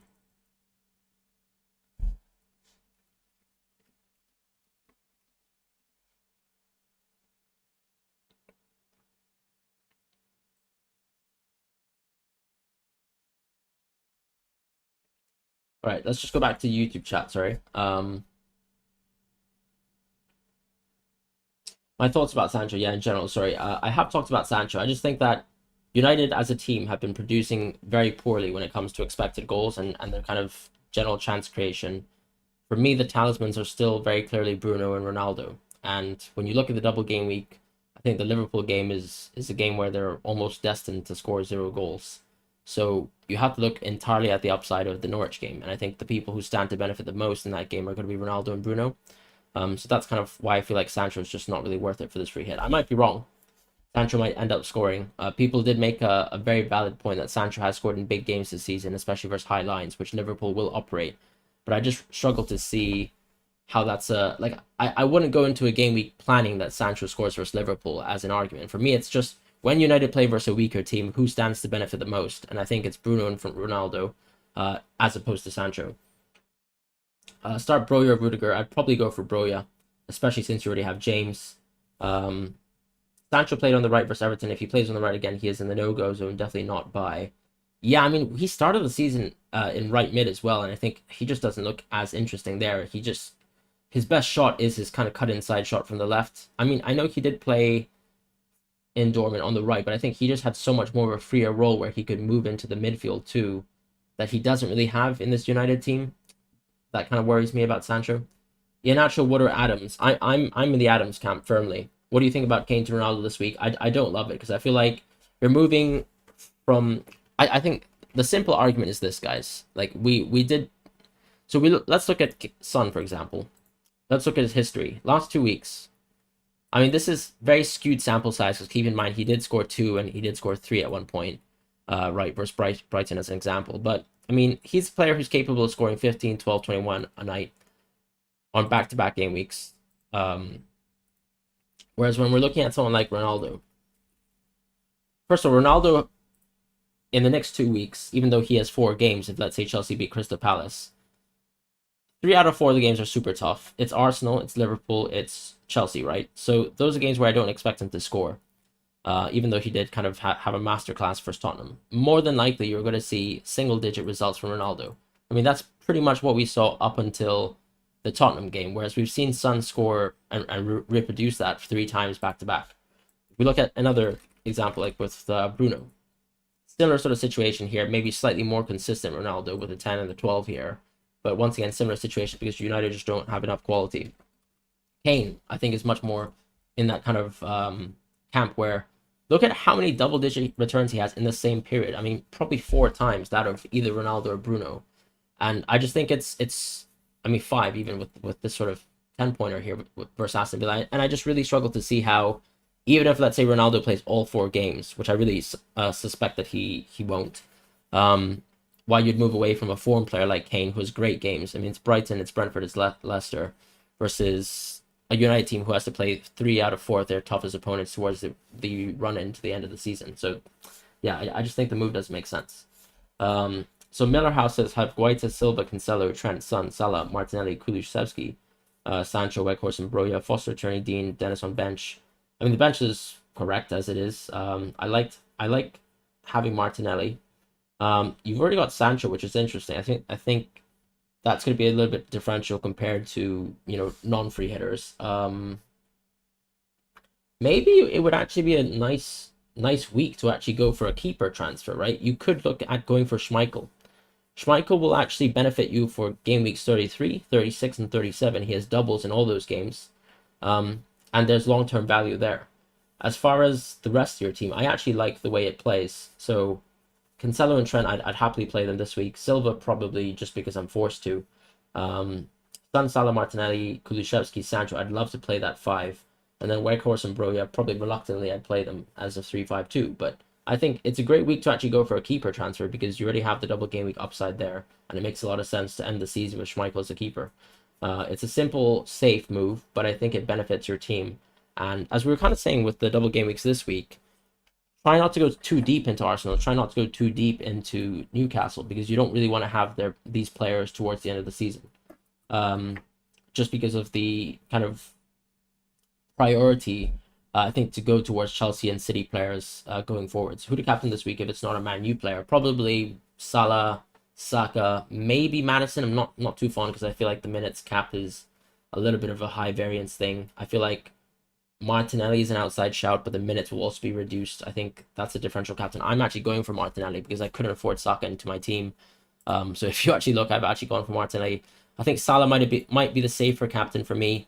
But yeah, I think Salah is also a really great captaincy for a single gaming player.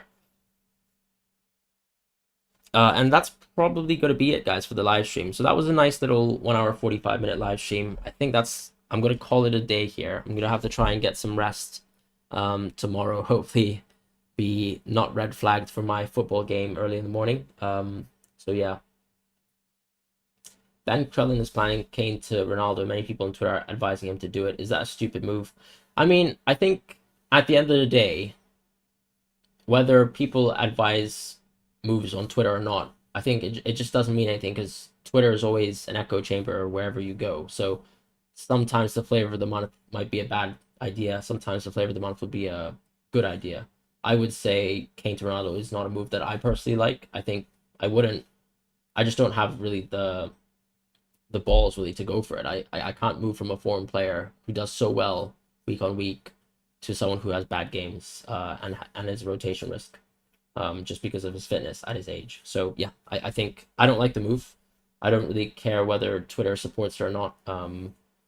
It could actually be a wonderful move. But yeah, I'm not fond of it. I'm more actually fond of maybe Fernandes just because he gets a little bit more minutes. But yeah, I think there's a lot of upside there, and perhaps it's a bit of chasing variance, but I wouldn't try to chase when United have such tough games and they're still playing such poor football. But that's pretty much it, guys. I hope you guys have a wonderful week. Please like the video if you can, and obviously stay tuned to some of the content in the future. We have the cheat sheet every week that is basically a rolling update of all the players in the league and how good they are for the next few game weeks in terms of transfers to look at. We also have a team selection that I'll actually probably upload if I can actually work on it now. Or maybe I'll just scrap the video and go to bed. But we'll see how that goes. Hope you guys have a wonderful time, and good luck with Game Week 33, whether you're free hitting or not free hitting.